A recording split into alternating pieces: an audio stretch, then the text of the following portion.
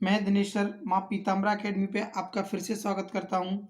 आज हम जो करने वाले हैं एमपी पुलिस का 19 अगस्त 2017 का पहली शिफ्ट का पेपर हम कर चुके हैं और आज हम सेकंड शिफ्ट का पेपर करने वाले हैं।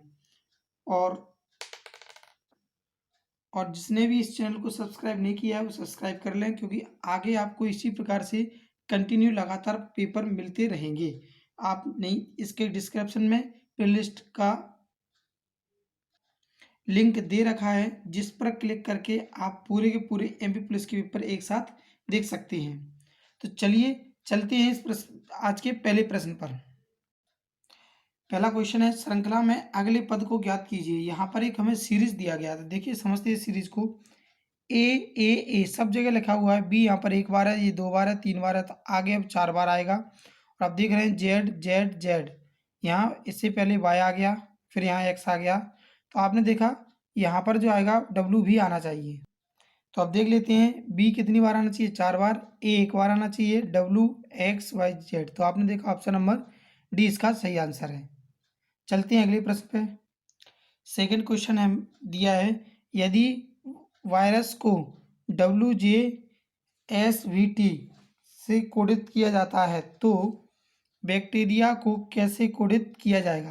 देखिए यहाँ पर ये समझना है कि ये जो दे रखा है वी का आपका होता है 22 और अंग्रेजी अल्फ़ाबेट का क्रम, और डब्ल्यू का होता है 23। तो यहाँ +1 किया गया, ये 9 है, आई जे आपका 10 है। इसी क्रम में आपने देख लिया ये जो दे रखा है इसमें +1 किया जा रहा है, तो इन सभी में +1 किया जाएगा। 2 लिखा हुआ है, वी का आपका क्रम 2 होता है, तो सी का आपका 3 होगा। ध्यान से देखेंगे तो फिर ऑप्शन खत्म हो जाएगा, बचते हैं आपके 3 ऑप्शन। और ध्यान रखें इस प्रकार के जितने भी प्रश्न बनते हैं इनके लिए हमें अल्फ़ाबेट्स के अच्छे से क्रम याद करने होंगे। अगर हमें क्रम अच्छे से याद होंगे तो हम सभी प्रश्नों को आसानी से कर सकते हैं। तो आपने देखा कि ए में एक और जोड़ दिया तो बी आ गया, फिर आपने देखा 3 के बाद 4 आएगा, तो ये दोनों बराबर ऑप्शन चलते जा रहे हैं और आगे आप इस क्रम से देखते चले जाएंगे लगातार, तो आपका ऑप्शन नंबर डी सही हो जाएगा। देखते हैं अगला प्रश्न। एक थैले में 5 काली और 6 सफ़ेद गेंदें हैं, उनमें से दो गेंदें यादृच्छिक रूप से निकाली जाती हैं, तो इसकी क्या प्रायिकता होगी कि निकाली गई गेंदें सफ़ेद हैं। तो हमें यहाँ देखना है सफ़ेद गेंदें हैं कितनी, 6। तो आपने लिखा सी 6-2, 6 सफ़ेद बॉलों में से 2 सफ़ेद बॉलें निकालनी है।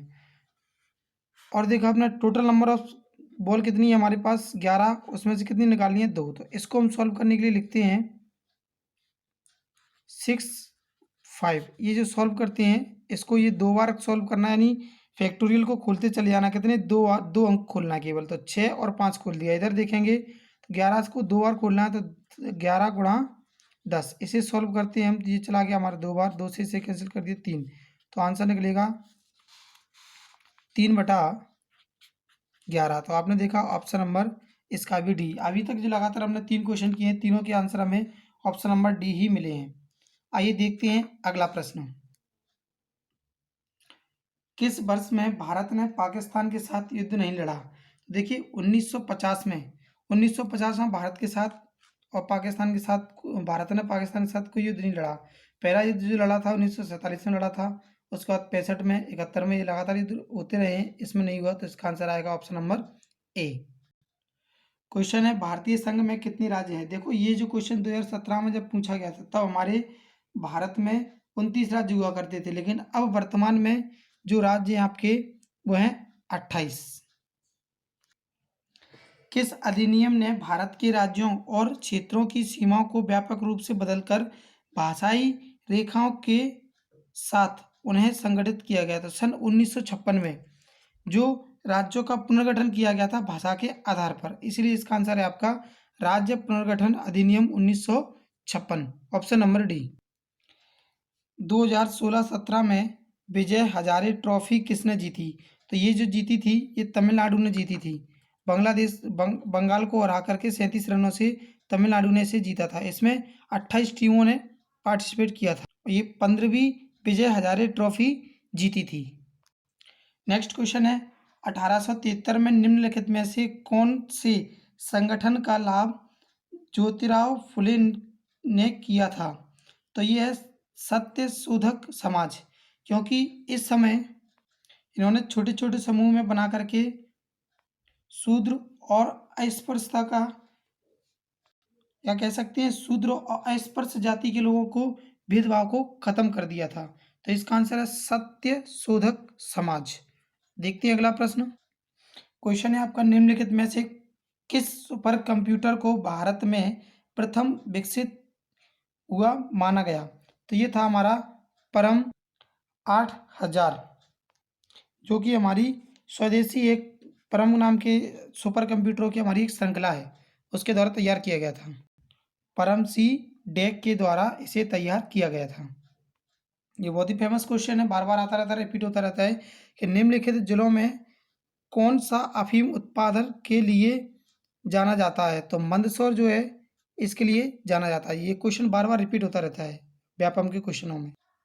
क्वेश्चन है, इनमें से गोवा पर शासन करने वाला अंतिम यूरोपीय देश कौन सा था? तो अंतिम यूरोपीय देश था पुर्तगाल, क्योंकि इसने सन 1510 से गोवा पर शासन किया था और ये अंतिम यूरोपीय देश था जिसने हमारे गोवा पर राज्य किया था। क्वेश्चन है, प्राचीन समय में इनमें से कौन सा शहर प्रयाग के नाम से जाना जाता था? देखिए अब तो ये क्वेश्चन भी उल्टा हो गया। इलाहाबाद इसका नाम बदला गया था, फिर से दोबारा से इसका नाम इलाहाबाद से बदल करके प्रयागराज रख दिया गया है। यह यूपी का एक जिला है।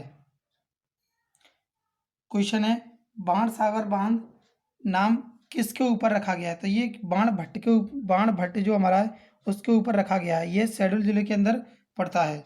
इसकी ऊंचाई, ये सोन नदी पर पड़ता है और इसकी ऊंचाई जो है 67 मीटर है।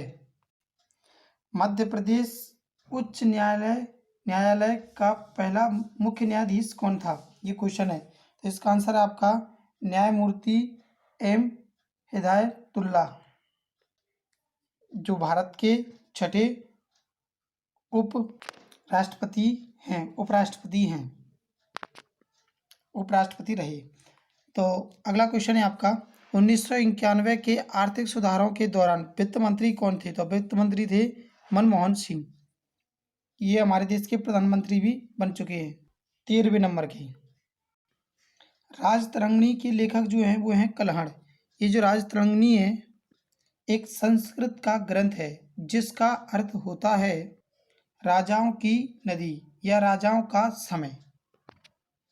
क्वेश्चन है आपका, लोकसभा का कार्यकाल खालिस्तान का होता है? तो ये होता है आपका 5 वर्ष का। अब आपको कमेंट बॉक्स में ये आंसर बताना है कि लोकसभा में अधिकतम सीटें कितनी होती हैं। कमेंट बॉक्स में आपको इसका आंसर जरूर देना है। नेक्स्ट क्वेश्चन है, फोर्ट विलियम कोलकाता में खालिस्तान नदी के किनारे पर स्थित था? तो ये था हुगली नदी के किनारे पर। ये कॉलेज था जिसके अंदर भाषाओं का ज्ञान होता है, क्योंकि इसके अंदर भाषाओं का अध्ययन किया जाता है वर्तमान में अभी भी। सिविल अवज्ञा आंदोलन जो शुरू किया गया था ये अंग्रेजों के, ब्रिटिश सरकार के साम्राज्य के खिलाफ किया गया था। सविनय अवज्ञा आंदोलन शुरू किया गया था। इसकी जो डेट थी पूरी की पूरी 6 अप्रैल 1930 थी और यह एक जन आंदोलन था। क्वेश्चन है, सिखों के 9 गुरु थे? सिखों के जो 9 गुरु थे वो थे Guru Tegh Bahadur. Option number D इसका सही आंसर है। नेक्स्ट क्वेश्चन है, एशियन एशियाई खेल 2014 में भारत द्वारा जीते गए स्वर्ण पदकों की संख्या कितनी थी? तो इसकी संख्या थी 11। अगला प्रश्न है आपका, उमा भारती के बाद कौन मध्य प्रदेश के मुख्यमंत्री बने? तो बने थे बाबूलाल गौड़, और बाबूलाल गौड़ के बाद बने थे शिवराज सिंह चौहान। उसके बाद फिर से रिपीट होकर शिवराज सिंह चौहान, फिर कमलनाथ, और वर्तमान में अब फिर से चौथी बार जो सत्ता संभाली है वो शिवराज सिंह चौहान ने संभाली है और सबसे अधिकतम कार्यकाल भी इन्हीं का रहा है। लेकिन इस प्रश्न का जो आंसर है वो है बाबूलाल गौर। नेक्स्ट क्वेश्चन है, भौगोलिक रूप से भारत का सबसे छोटा राज्य है? तो जब क्षेत्रफल की दृष्टि से अगर बात की जाए तो सबसे छोटा राज्य हमारा गोवा निकल कर आता है, और सिक्किम जो है ये जनसंख्या की दृष्टि से, लेकिन यहाँ क्षेत्रफल या भौगोलिक स्थिति से पूछा गया है तो इसका आंसर होगा गोवा। नेक्स्ट क्वेश्चन है, लुप्त संख्या चुनकर श्रृंखला को पूरा कीजिए। इसमें एक सीरीज दे रखी है आपको 1 64। तो आपको ये पढ़ने से पता चल रहा होगा कि 1 का क्यूब, 4 का क्यूब, 7 का क्यूब, 10 का क्यूब, तो अब आएगा 13 का क्यूब। 13 का क्यूब होता है आपका 2197। यही इसका आंसर है।